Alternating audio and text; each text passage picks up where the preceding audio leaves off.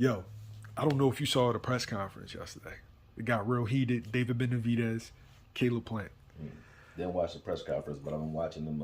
I watched them fight in the gym the other day. Like one of them slapped the other, and they wrestling around. Yeah, that was how it started. They almost got into it outside before the press conference. Really don't like each other, man. Yeah. And I don't think they playing. It's not a. I don't think it's a publicity stunt. I think they really don't like each other, which makes for a better fight. But also, it's also like a way to play with guys' heads. Like, because if you got a guy that you want to bring to you and you want to set him up for a knockout, you saw the Caleb Plant and Anthony Durrell. Yeah, Durrell was kind of charged up too, thinking like, I'm just going ahead and beat this guy up. When you want to bring a guy to you, if you can piss them off and get them thinking a certain way and before a fight, you've won the mental battle before the fight. And I think if you're going to ask me like who's out of character in this fight, I would say it's Benavidez. Benavidez is usually cool, calm, collected, happy-go-lucky boy. And if he was still just smiling, just saying like, hey man, I'm gonna just see. We're just gonna see, you know what I mean, on the 25th. If he was talking like that, I would say he's still grounded within himself, but he kind of out of character right now, and he thinks that it's just a foregone conclusion that he's gonna corner Caleb Plant and Rocky, and not only the fact that Caleb Plant is a good athlete, I think he's a better athlete than people give him credit for.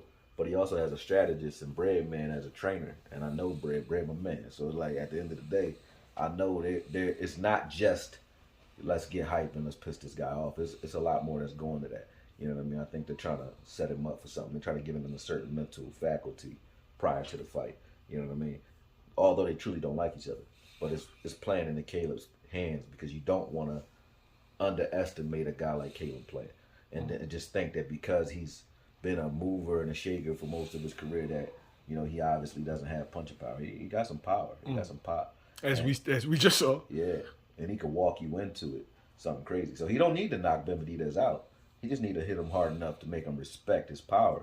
And you already know you don't want to be following a guy around who you're wary of. You know what I mean? You won't ever really be able to sit down and get into your groove.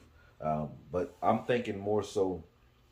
It's like a more athletic version of the Hurd versus J-Rock fight, in my opinion. You got a skillful, smaller guy who's, J-Rock is less shifty than Caleb Plant, but got a lot of tricks to him too. And I think Caleb Plant is more the same. He's looking to mimic that. I think Breadman is looking to mimic that style of fight. Where you want the big Frankenstein monster following you around, taking punches, trying to get you to sit still long enough for him to sit on his punches. And I don't think that's gonna happen. He's gonna fight off the bounce most of that fight. He's gonna stay off the ropes for most of that fight. If he's gonna tie him up, it's gonna be in the middle of the ring. You know what I mean? It's not gonna be a lot of laying on the ropes for Caleb Plant, and it's a bigger ring. So if it takes Benavidez 8 rounds to find him, you gotta ask yourself: is Benavidez a one-punch knockout artist that's just gonna get you out of here in those last 4? I think to me, from watching him, he's a attrition fighter. Like he's a guy like accumulative punches gets you out of here. But in order for him to accumulate those punches, he needs you sitting still. You know what I mean? If you're moving, he don't throw half as many punches. You know what I mean? If he gets you against the ropes, he can corner you. That's when he starts to let off those like Gatling gun type of combinations, and that'll get anybody out of here. But I don't think he's gonna get that opportunity. Not often. Now Benavidez, he seems really emotional, and like his father, they're fired up. Now, what I'm saying is he's already naturally a big guy that cuts down to get to 68.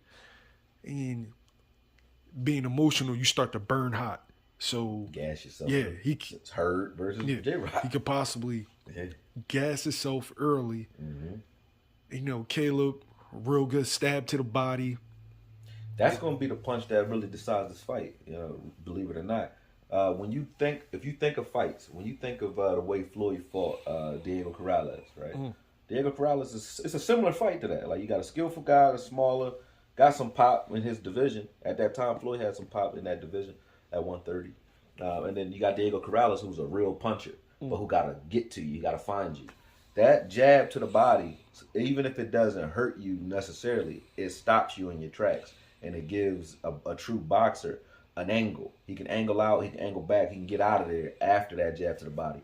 And then once you start feinting those jabs to the body, if they do hurt, you see hands start coming down. That opens you up for overhand rights, all kinds of things up top. So if Caleb Plant can establish a good jab to the body and he's working on a jab to the body that actually can stop Benavidez in his tracks and or hurt him to the body, not enough to knock him out obviously to the body, but it's going to make him respect it. If he respects it and tries to take it away from Caleb, you're going to see a lot of overhand rights coming off of that, because as soon as those hands come down and you're frozen, you got free punches all day, man.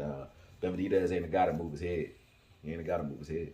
He's a big statue that got quick hands. You know what I mean? He's a lot like a big giant Ryan Garcia. Like they similar. You know what I mean? Yeah, that's actually good because really, really good hand speed. Like, great hand speed, but their feet ain't there. Yeah. They don't move their head a lot. They're taller for their division. They're strong punchers. You know, not necessarily knockout artists, but they will get you out of here if you let them hit you. You know, they're both similar, and just one's bigger than the other. How does it end? Again, this one I really don't know how it's going to end, man. To be honest with you, I think Caleb's going to win this fight, but I could easily see him winning by decision. But I also saw him winning by decision against Darrell, but he knocked him out. So see what I'm saying?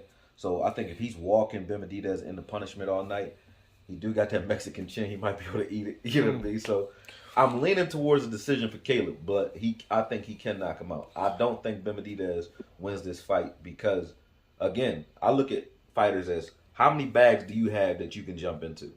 Caleb got a whole lot of bags. Yeah. Whole lot of bags. Benavidez got a hell of a bag. Got a big bag. Yo, this is pause. What did they say? Yes, sir. He's a one-trick pony, but it's a hell of a trick. Exactly. It's a hell of a trick. But he's one of those guys that, like I said, Diego Corrales, Hurd, Jared Hurd, you got Margarito. Those types of guys, they like move their walls. They're like a wall coming at you that can punch. You know what I'm saying? And that's formidable. But again, Caleb Plant is coming from a true boxer is a problem solver. Just like I said about Scooter. True boxers are problem solvers. And I think Caleb has enough bags he can jump into to solve the things that Benavidez brings to the table. And then he has a trainer who I think is also a great strategist. I think Bred don't get a lot of credit for that, but he's a great strategist in my opinion. So, and if Caleb can't keep him off it, I don't think that's a thing. Reason being, footwork can keep a guy off you. You know, footwork and feints can keep a guy off you, and that's what Caleb is. That's one thing he can do very well. So unless he gets something on his wheels injured or he gets clipped early in the fight, I don't think there's a situation where you could say he can't stay away from it with the ring being bigger as well. Like he can be able to keep away from him. It's the question is, can Benavidez stick with him in the middle of the ring and actually land punches when he's not stationary, when Caleb's not stationary, because he ain't gonna sit still. He not. With the brutal knockout of Anthony Darrell, it makes this fight that much intriguing because a lot of people just thought that Caleb was just gonna try to box and stay on the outside, but now we knew, now it's definitive that Caleb can hurt a top level super middleweight. Yeah. In a way that he's never been hurt. Benavidez didn't even hurt him in that fashion. So I think he's going to try to tire Benavidez out, which doesn't happen that often. Take him to the later rounds and then, try to pot shot him similar to the way he set Darrell up.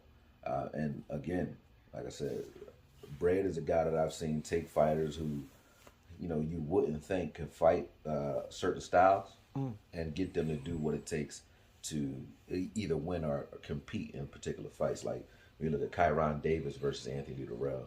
The only way he was able to fight Anthony Darrell was like to abandon his style. His style was pretty much plotty and flat-footed until that fight. He was fighting off the bounce that whole fight, and he got the best out of Kyron in that particular fight. And I think if he gets the best out of Caleb in this fight, preparing for this fight, I think there's going to be a lot of setups, and he's going to surprise Benavidez. I think the money's on Benavidez. I think everybody thinks that a charged up Benavidez is like, he ain't Mike Tyson, man. You know what I'm saying? I don't think he wants to come out. You don't want him to come out charged up because Benavidez is a guy that doesn't move on his feet a lot. So those types of guys that's fighting a real slow, plotty type of fight, they don't tire themselves out because they're not doing a lot until it's time. They reserve most of the fight. Hurd, those types of guys, Hurd could punch all day too because he ain't doing a lot of dancing, ain't a lot of footwork. You know what I'm saying? If he's charged up coming at you, punching aggressively from bell to bell, he'll tire himself out earlier. And I think that's the game plan. They want to look for they want to get some choice looks after the 8th round, where they think, if they're able to, weather the storm early, he'll be there for some pot shots later. And I think that's what they're looking for. That's what I would do to him. You know what I mean?